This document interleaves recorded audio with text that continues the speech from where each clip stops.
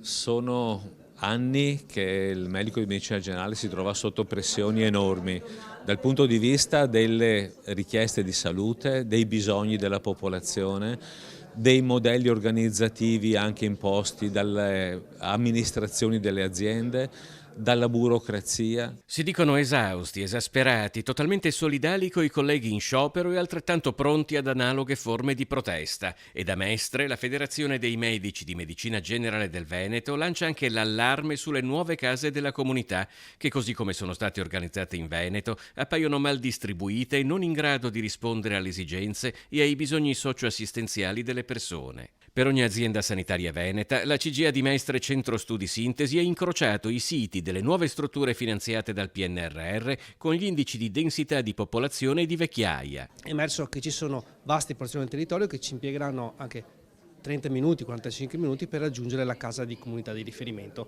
Parliamo soprattutto del bellunese, della parte meridionale del Veneto, quindi il Polesine e Bassa Padovana, ma anche del Veneto orientale e in generale della parte periferica, quindi montana in generale. FIMC Veneto rilancia uno standard organizzativo come la medicina di gruppo, con una sede principale e studi periferici, alimentata da personale di studio in proporzioni adeguate alla densità di popolazione e ai suoi bisogni.